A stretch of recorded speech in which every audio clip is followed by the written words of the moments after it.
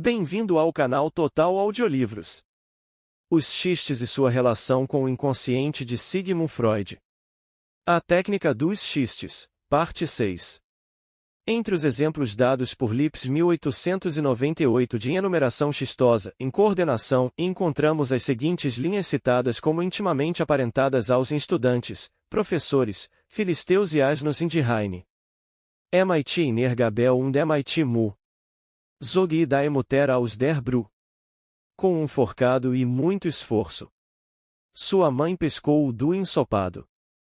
É como se, comenta Lipps, o esforço, dificuldade fosse um instrumento como o forcado. Sentimos, entretanto, que essas linhas, embora comodas, estão bem longe de constituir um xiste, enquanto a lista de Heine, sem nenhuma dúvida, o é.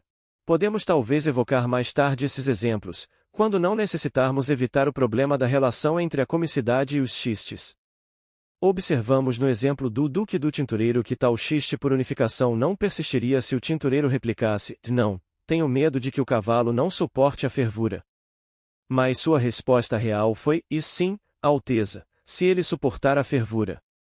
A substituição do realmente apropriado não por um sim constitui um novo método técnico do xiste, cujo emprego perseguiremos em alguns outros exemplos. Um xiste similar ao que acabamos de mencionar, também citado por Fischer 1889, é mais simples. Frederico, o Grande, ouviu falar de um pregador na Silésia que tinha a reputação de entrar em contato com os espíritos. Mandou buscar o homem e recebeu-o com a pergunta: você pode conjurar os espíritos? A resposta foi: e às ordens de Sua Majestade. Mas eles não vêm em ponto. É muito óbvio aqui que o método usado no xiste consiste simplesmente em substituir a única resposta possível e não pelo seu contrário. A fim de efetivar a substituição, foi necessário acrescentar um mais ao em sim, de modo que em sim e em mais equivalessem semanticamente a não. A representação pelo oposto, como a chamaremos, serve de vários modos à elaboração do xiste. Nos dois exemplos seguintes aparece quase em estado puro. Esta dama se assemelha em muitos aspectos a Vênus de Milo, que ela é, também, extraordinariamente velha, não tem dentes e há manchas brancas na superfície amarelada de seu corpo. Heine. Eis uma representação da fealdade através da semelhança com o que há de mais belo. É verdade que tais semelhanças só podem existir em qualidades que são expressas ou por termos com duplo sentido ou por detalhes desimportantes.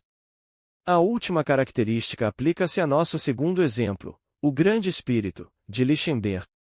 Une em si mesmo as características dos maiores entre os homens.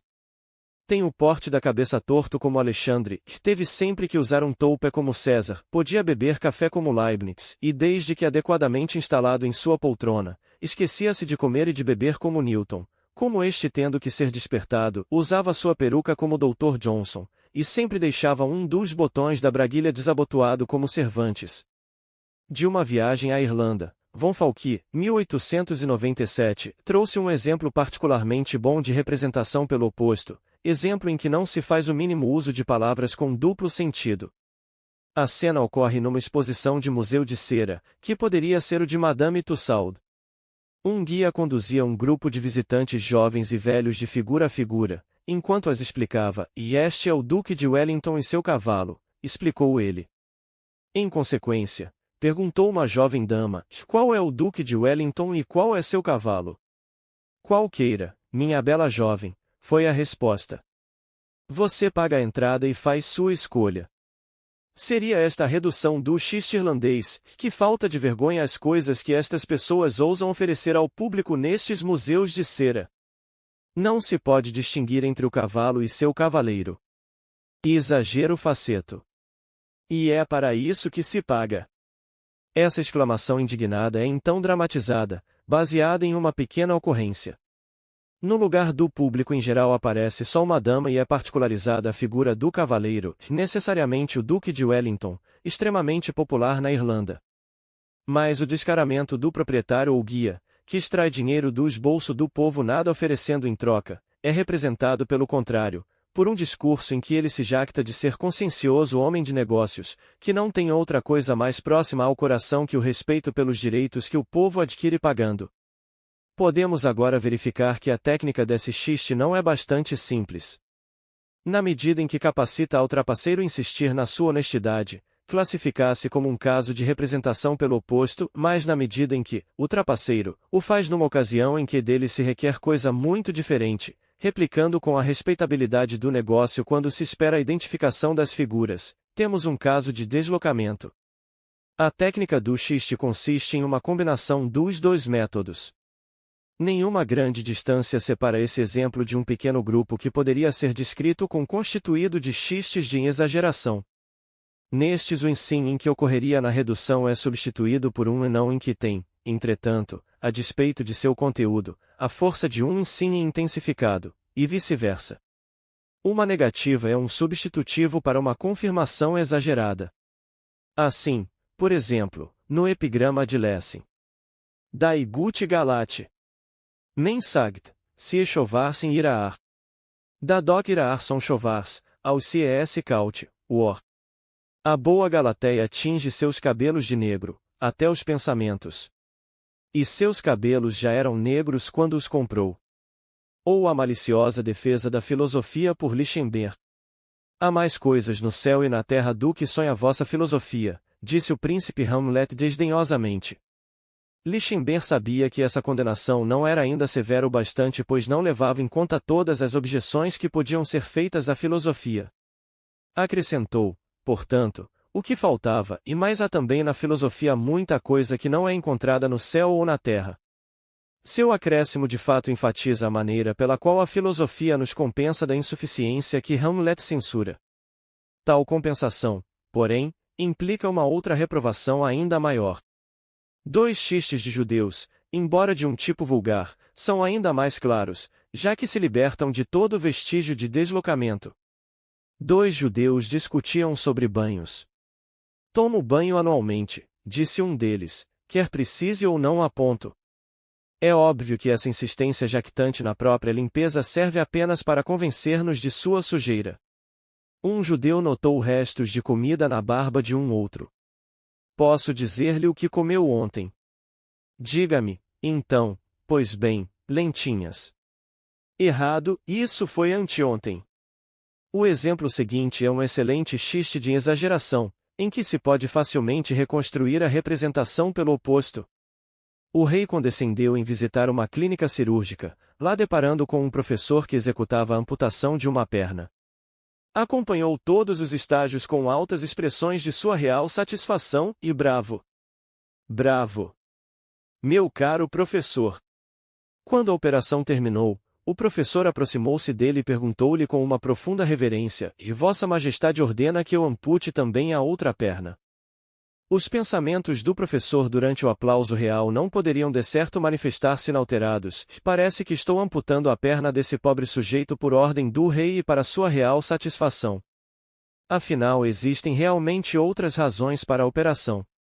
Vai então ao rei e lhe diz: Não tenho outra razão para executar uma operação que as ordens de Vossa Majestade. O aplauso com que Vossa Majestade me honrou fez-me tão feliz que só aguardo as ordens de Vossa Majestade para amputar também o membro são a ponto. Dessa forma ele consegue fazer-se entendido dizendo o contrário daquilo que pensa, mas deve guardar para si mesmo. Tal oposto é uma exageração que não pode ser acreditada. Como mostram esses exemplos, a representação pelo oposto é um instrumento da técnica do xiste usado frequentemente operando com grande poder. Mas há algo que não devemos desconsiderar, e essa técnica não é um absoluto peculiar aos xistes. Quando Marco Antônio, após um longo discurso no fórum onde reverteu a atitude emocional de sua audiência em relação ao cadáver de César, finalmente exclamou uma vez mais: For Brutus is an honorable man. Ele sabe que o povo agora lhe devolverá aos gritos o sentido verdadeiro de suas palavras. They were traitors, honorable man. Ou quando Simplicissimus descreve uma coleção de incríveis exemplos de brutalidade e cinismo com expressões como em homens de sentimento, isso é também uma representação pelo oposto. A única técnica que caracteriza a ironia é a representação pelo contrário. Além do mais, já lemos e ouvimos falar sobre xistes irônicos. Não se pode, portanto, duvidar mais de que a técnica sozinha seja insuficiente para caracterizar a natureza dos xistes. Mas, por outro lado, Perdura como fato incontrovertido que, uma vez desfeita a técnica do xiste, este desaparece. Por enquanto podemos achar difícil pensar como podem ser reconciliados os dois pontos fixos a que chegamos na explicação dos xistes. Se a representação pelo contrário é um dos métodos técnicos dos xistes, podemos esperar que os xistes possam também fazer uso de seu oposto, a representação por alguma coisa similar ou afim.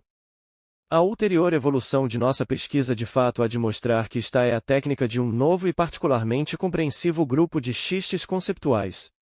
Descreveremos a peculiaridade desta técnica muito mais apropriadamente se dissermos, ao invés da representação por alguma coisa em afim, representação por algo incorrelacionado em ou inconexo. Efetivamente começaremos por esta última característica e a descreveremos imediatamente com um exemplo.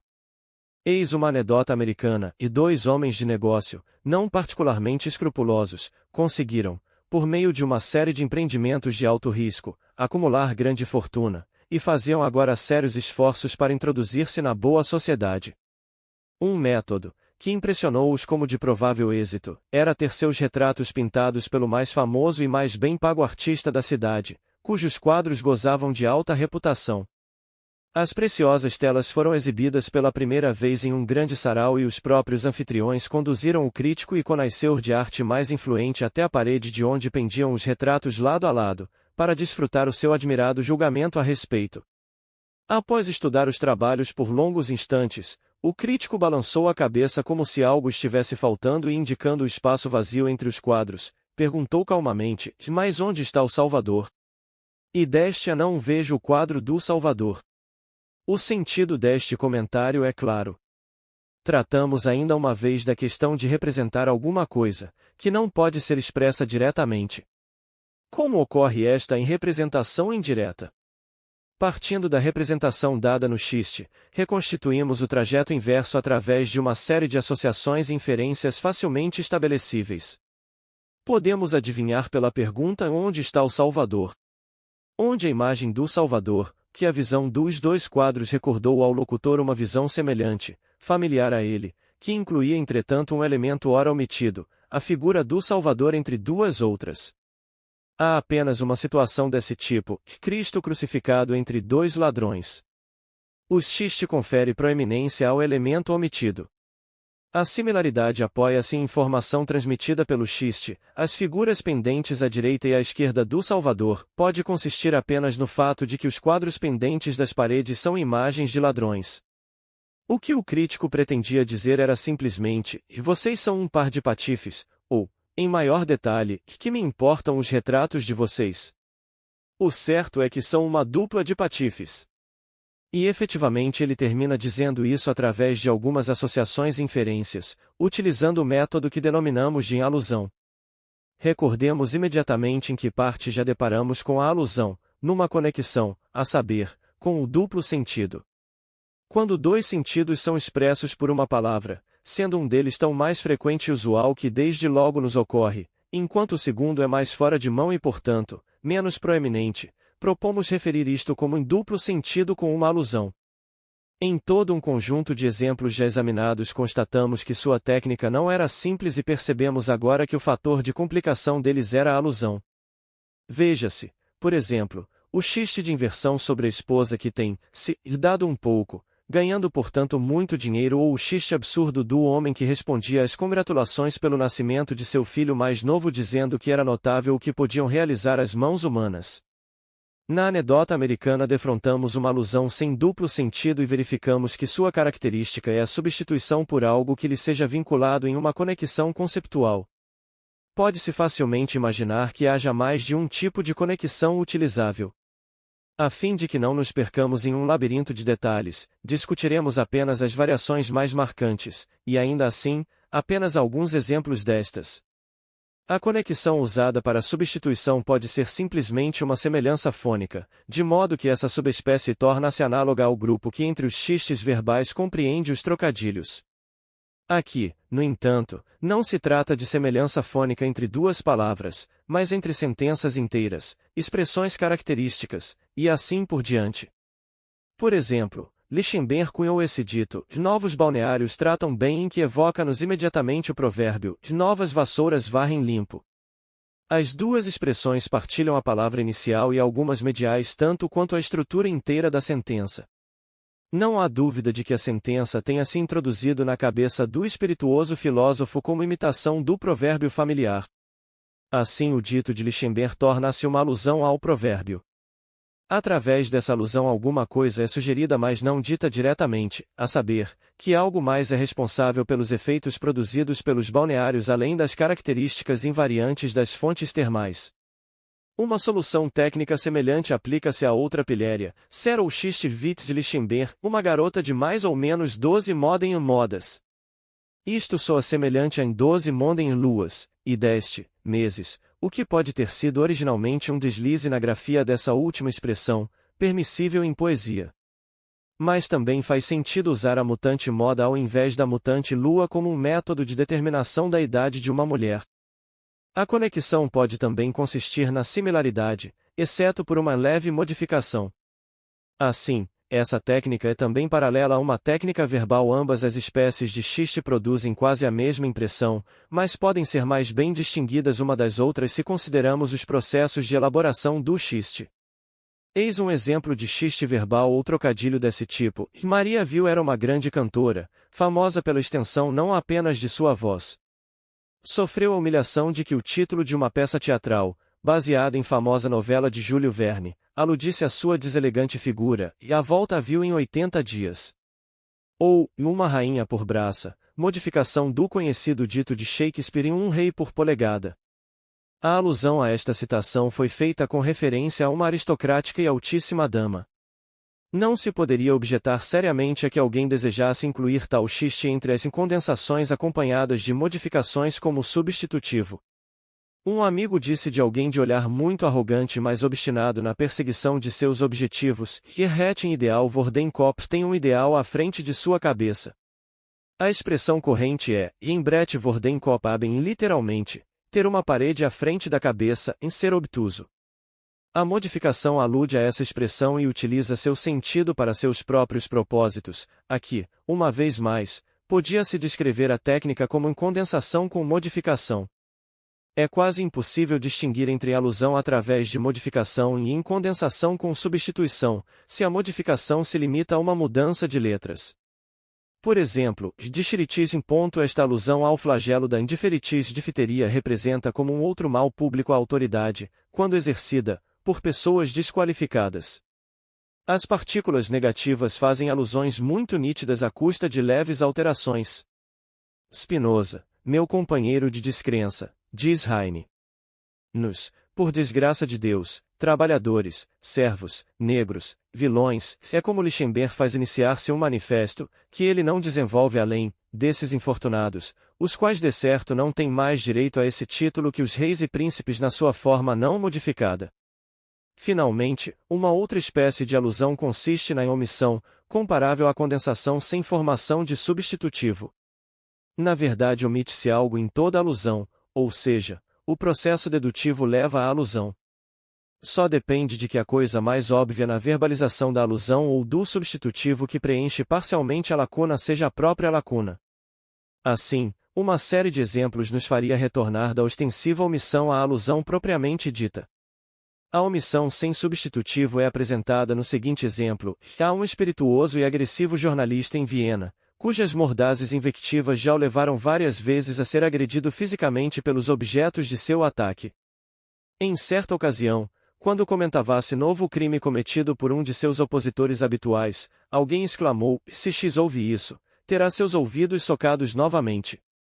A técnica desse xiste inclui em primeiro lugar o desconcerto diante desse aparente nonsense, já que é impossível entendermos como é que em ter os ouvidos socados possa ser a consequência imediata de se ter ouvido alguma coisa. O absurdo do comentário desaparece se inserimos na lacuna: ele escreverá um artigo tão cáustico sobre o homem que, etc. A alusão por meio da omissão, combinada com o nonsense, são consequentemente os métodos técnicos usados nesse xiste. Ele tanto se exalta que o preço do incenso está subindo. Heine. Esta lacuna é fácil de preencher. O que foi omitido é substituído por uma inferência que reconduz então ao que fora omitido na forma de uma alusão, o autor louvor cheira mal. E agora? Outra vez, o xiste dos dois judeus fora de uma casa de banho, quando um deles suspira, e mais um ano que se foi. Tais exemplos não nos deixam dúvida de que a omissão integre a alusão. Há ainda uma lacuna bem nítida a ser considerada no nosso próximo exemplo, embora se trate de um xiste autêntico e corretamente alusivo. Depois de um carnaval de artistas em Viena circulou um livro de pilhérias, entre as quais figurava o seguinte epigrama: uma esposa é como um guarda-chuva. Mais cedo ou mais tarde tomasse um táxi.